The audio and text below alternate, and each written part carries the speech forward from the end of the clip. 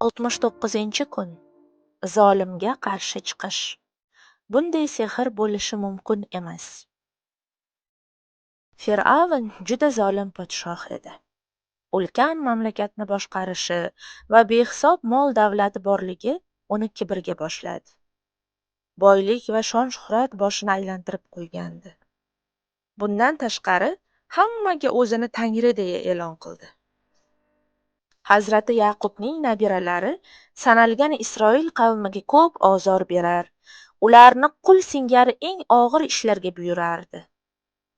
Xor qilar, haqorat qilar, ranjitar, tinmay azoblardi.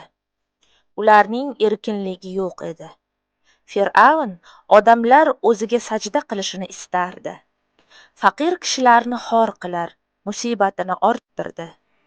Ko'zining yoshiga qaramay, yuzlab kishilarning jonini olardi. Ularga zarracha ham rahm qilmasdi. Xalq undan qo'rqar, Fir'avn aytgan har bir narsani bajarar, eng og'ir ishlarda ham miq etmay ishlashardi. Hazrati Muso sog'-omon Misrga yetib keladi. Darrov birodari Horunni topadi. Unga hamma voqeani so'zlab berdi. Aka-uka birgalikda Fir'avnning huzuriga bordilar. Hazrati Muso o'zini tanitdi. Ey Fir'avn, ulug' Alloh meni payg'ambar qilib yubordi. Butun olamni yaratuvchi Alloh taolodir. Biz uning qullarimiz. Seni va xalqingni yagona iloh bo'lgan Allohga ibodat qilishga da'vat qilaman, dedi. Fir'avn Hazrati Musoni tanidi. Necha yillar avval ko'rgan tushini esladi. Hazrati Muso mana shu saroyda ulg'aygan, endi qarshidan chiqib, sen Tangri bo'la olmaysan, demoqda. Bu qanday jasorat bo'ldi? Bir lahza uni o'ldirish fikri xayolidan o'tdi. Keyin Musoning bu gaplarini mazaxlab, uni haqorat qilishni o'yladi. Agar payg'ambar bo'lsang, u holda bizga bir mo'jiza ko'rsat, dedi.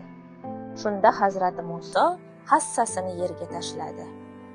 Hassa katta ilonga aylanib, qimirlay boshlagach, Fir'avn qo'rqdi.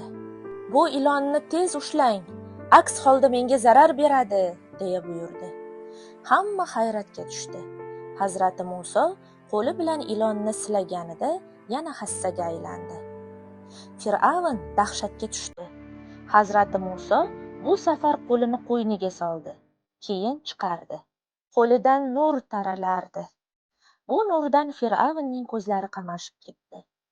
Hazrati Muso qo'lini yana qo'yniga solganida qo'llari avvalgi holiga qaytdi. Buni ko'rgan Fir'avn, tushunarli, bu odam mohir sehrgar ekan, dedi.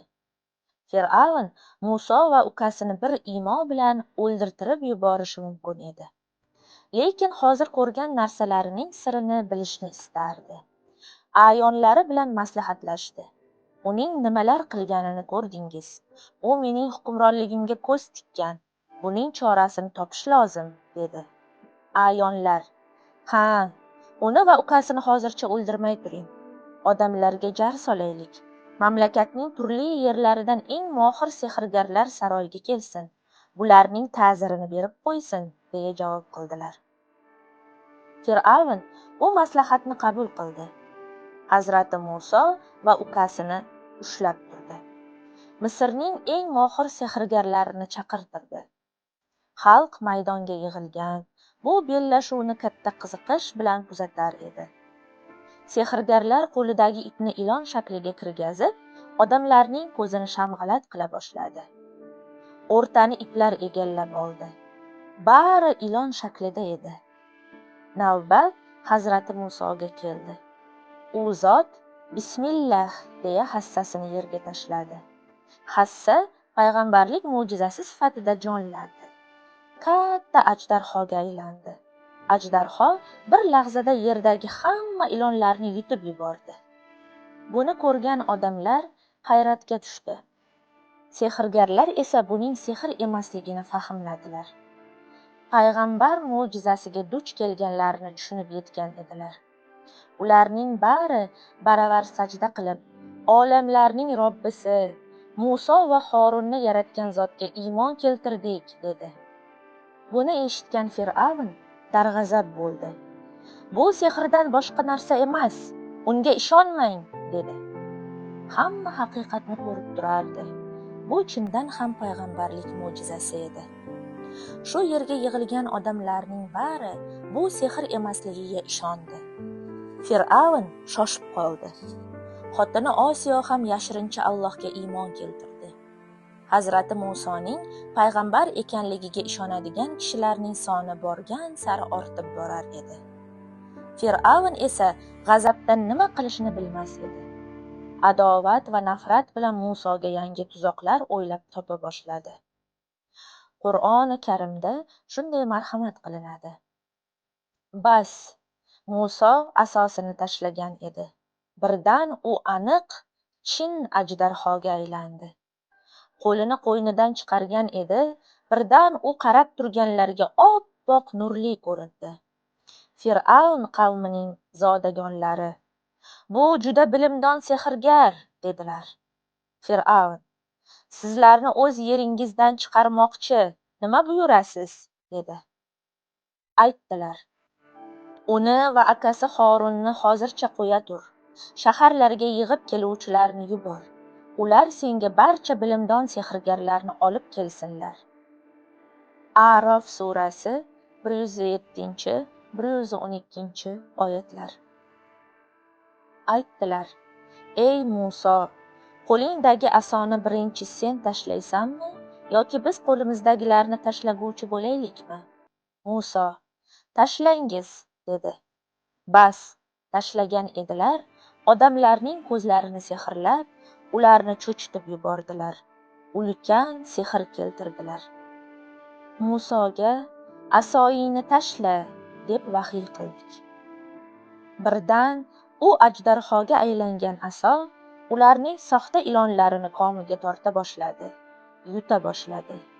Bas, haqiqat voqe bo'ldi. Ularning qilgan ishlari esa botil, barbod bo'ldi. Shunday qilib, sehrgarlar yengildilar va zabun holga tushdilar. Sehrgarlar sajda qilgan hollarida yerga tashlandilar. So'ngra aytdilar: "Biz olamlarning Robbiga, ya'ni Muso va Horunning Robbiga iymon keltirdik." A'rof surasi 115-122 oyatlar.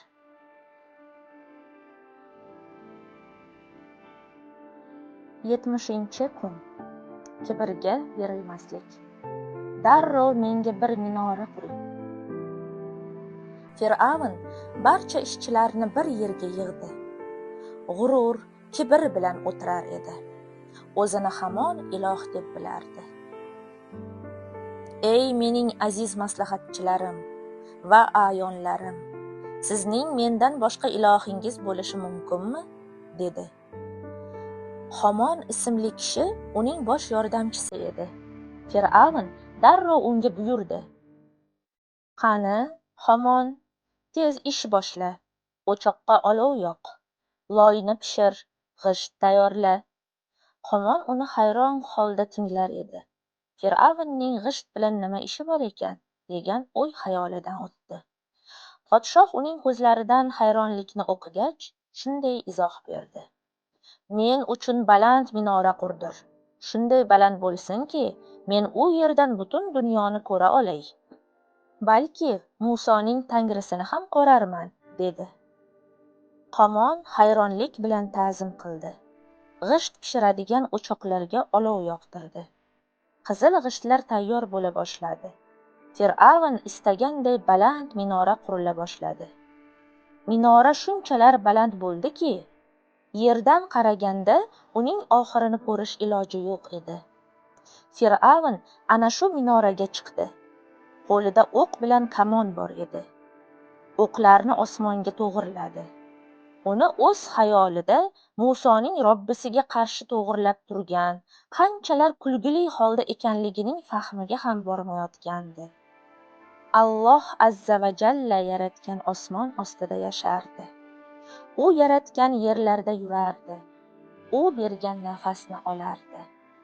u ikrom qilgan ne'matlardan tatib ko'rardi. Biroq shuncha narsani yaratgan Allohga ishonmayotgandi. Holbuki qudratli zot bo'lgan Alloh hamma narsani ko'rib turardi. Fir'avn: Ey odamlar, men sizlar uchun o'zimdan boshqa biror ilohni bilmasman. Bas, ey Homon, loyni pishirib, g'isht quyib, men uchun bir baland burj, minora bino qil. Shoyatki men uning ustiga chiqib, Musoning ilohini ko'rsam, men uni yolg'onchilardan deb o'ylamoqdaman, dedi. Qasos surasi 38-oyat.